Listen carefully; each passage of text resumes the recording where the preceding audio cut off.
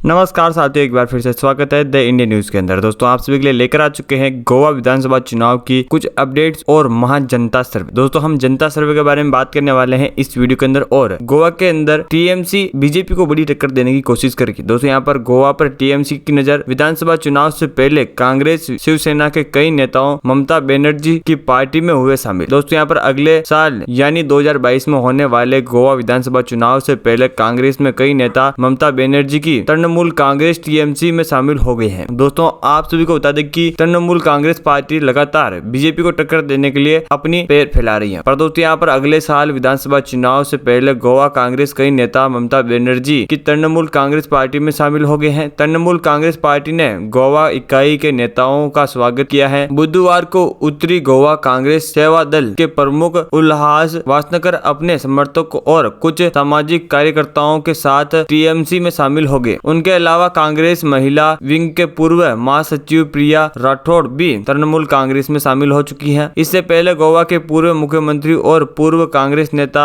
लुइजिलो फेलेरियो भी टीएमसी का दामन थाम लिया है। ममता बनर्जी ने के नेतृत्व वाली तृणमूल कांग्रेस ने पोड़ा से शिवसेना के प्रखंड अध्यक्ष विनोद बोरकर का भी पार्टी में स्वागत किया है। पणजी में पार्टी के कार्यालय में आयोजित एक कार्यालय के बोरकर के साथ कई अन्य लोग टीएमसी में शामिल हुए। इस पर विशेष के मुताबिक इस कार्यक्रम में पश्चिम बंगाल सरकार के मंत्री मानस राजन भूनिया और गोवा टीएमसी नेता मारियो पिटो और विजय पाई ने शामिल हुए थे। दोस्तों आगे की अपडेट भी जानेंगे, उससे पहले अभी तक चैनल को सब्सक्राइब नहीं किया है तो जल्दी से चैनल को नीचे लाल बटन दबाकर सब्सक्राइब कर लो और बेल आइकन को ऑल पे प्रेस कर ले। जानते हैं पूरी अपडेट क्या है। गोवा के पूर्व मुख्यमंत्री लुइजिलो फेलेरियो ने 29 सितंबर को कोलकाता में अपने समर्थकों के साथ तृणमूल कांग्रेस में शामिल हुए थे। मौके पर फेलेरियो ने विभाजनकारी और फांसीवादी ताकतों के खिलाफ गोवा के लोगों के लड़ाई लड़ने की बात कही थी। इसके अलावा उन्होंने इस साल की शुरुआत में ही पश्चिम बंगाल विधानसभा चुनाव में भाजपा को हराने के लिए पश्चिम बंगाल सीएम और टीएमसी सुप्रीमो ममता बनर्जी की सराहना की थी। गोवा में 2017 के विधानसभा चुनाव में कांग्रेस ने 40% सदन में सबसे अधिक 17 सीट जीती थी। इस चुनाव में भाजपा को 13 सीटें मिली थी। हालांकि कांग्रेस को पछाड़ते हुए बीजेपी ने क्षेत्रीय दलों के साथ गठबंधन कर वरिष्ठ नेता मनोहर पर्रिकर के नेतृत्व में सरकार बनाई थी। इस बार आम आदमी पार्टी के साथ शिवसेना टीएमसी भी चुनाव लड़ने के लिए ऐलान कर चुकी है। अभी हाल ही में आम आदमी पार्टी के राष्ट्रीय सहयोग और दिल्ली के मुख्यमंत्री अरविंद केजरीवाल ने गोवा सरकार बनाने के बाद ही 300 यूनिट तक मुफ्त बिजली और स्थानीय लोगों के लिए 80% नौकरियां घोषित की है। दोस्तों इसी के साथ एक अपडेट और निकल कर आ रही है, उसके बारे में जान लेते हैं। यहाँ पर आम आदमी पार्टी में शामिल हुए गोवा के पूर्व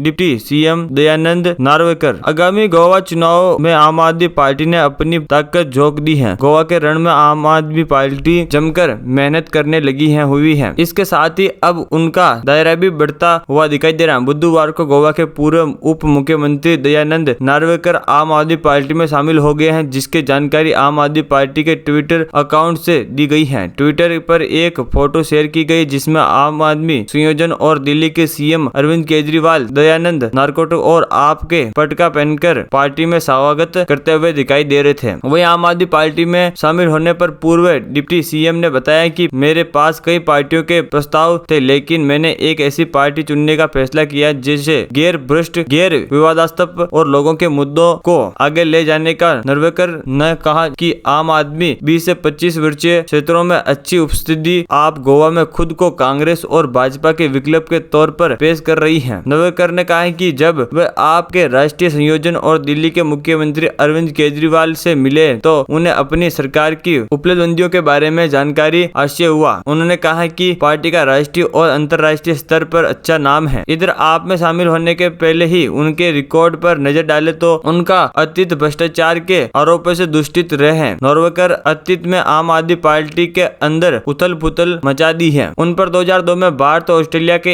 एक दिवसीय अंतर्राष्ट्रीय मैच के लिए नकली टिकट छापने और बेचने के लिए गोवा क्रिकेट एजेंसियों ने अध्यक्ष के रूप में अपने पद का दुरुपयोग करने का आरोप लगाया था। उन पर धोखाधड़ी और भ्रष्टाचार के आरोप में केस दर्ज किए गए हैं और उन्हें गिरफ्तार किया गया था। 2009 और 2012 के बीच भारतीय क्रिकेट कंट्रोल बोर्ड ने उपाध्यक्ष के रूप में कार्य करने वाले नार्वेकर पर गोवा के प्रमुख डोना पाउला इलाके में रियल एस्टेट फार्मों का आईटी पार्क स्थित करने के लिए अधिग्रहित सरकारी भूमि को सौंपने का भी आरोप लगाया गया था। हालांकि बाद में इस परियोजना को रद्द कर दिया गया है। उन्होंने घोटालों में किसी भी तरह की संलिप्तता का इनकार करते हुए कहा कि उन्हें कभी दोषी नहीं ठहराया गया है। इससे पहले दोस्तों हम एक और बड़ी अपडेट के बारे में जाने उससे पहले हम जान लेते हैं आज का ओपिनियन पोल क्या होगा। दोस्तों यहाँ पर देखा जाए तो हम शुरुआत करेंगे नॉर्थ गोवा की 14 विधानसभा सीटों से। पर दोस्तों यहाँ पर शुरुआती 14 विधानसभा सीटों में देखा जाए तो बीजेपी यहाँ पर 4 सीटों का बहुमत हासिल कर सकती है, जबकि दोस्तों यहाँ पर अच्छी खासी लीड है बीजेपी के साथ। और देखा जाए तो शुरुआत में 14 सीटों में से कांग्रेस पार्टी 5 सीटों की लीड हासिल कर सकती है, जो कि दोस्तों यहाँ पर बड़ी लीड सामने निकल कर आ सकती है। और यहाँ पर देखा जाए तो साथ ही यहाँ पर आम आदमी पार्टी को भी यहाँ पर 3 सीटों का पक्का बहुमत मिलता हुआ दिखाई दे रहा है, जो कि दोस्तों यहाँ पर जीत का दायरा भी तय कर सकता है। और यहाँ पर अदर पार्टी खाते में भी 2 सीटों का दायरा जाता हुआ दिखाई दे रहा है। पर दोस्तों इसी के साथ हम अगले जिले के बारे में बात कर ले। दोस्तों यहाँ पर साउथ गोवा की 26 विधानसभा सीटें और 26 विधानसभा सीटों में से दोस्तों देखा जाए तो यहाँ पर बीजेपी के खाते में 15 सीटों का बड़ा बहुमत जमा हो सकता है, जो कि दोस्तों यहाँ पर जीत का फुल बहुमत है। पर दोस्तों यहाँ पर कांग्रेस के खाते में भी 10 सीटों का बड़ा बहुमत जमा होता हुआ दिखाई दे रहा है, जो कि दोस्तों यहाँ पर काफी बड़ी लीड है। और यहाँ पर आम आदमी पार्टी 1 सीट हासिल कर सकती है, जो कि दोस्तों यहाँ पर अदर पार्टी खाते में बिल्कुल 0 सीट है। पर दोस्तों यहाँ पर गोवा के हम 40 में 40 के बारे में बात कर चुके हैं और 40 सीटों में दोस्तों यहाँ पर देखा जाए जनता की पसंदीदा टीम बीजेपी एक बार फिर से 19 सीटों के साथ उभर सकती है और यहाँ पर जीत का दायरा तय कर सकती है और यहाँ पर विधानसभा सरकार बना सकती है। पर दोस्तों यहाँ पर कांग्रेस को पिछली बार में भी 2 सीटें कम मिल सकती है, पिछली बार 17 मिली थी, इस बार 15 सीटें ही हासिल हो सकती है। और आम आदमी पार्टी को 4 तो यहाँ पर अदर पार्टी खाते में 2 सीटें जा सकती है। पर दोस्तों इसी के साथ हम लास्ट एंड फाइनल अपडेट भी जान लेते हैं। तो दोस्तों यहाँ पर गोवा में 2022 के चुनाव को लेकर गठबंधन पर बातचीत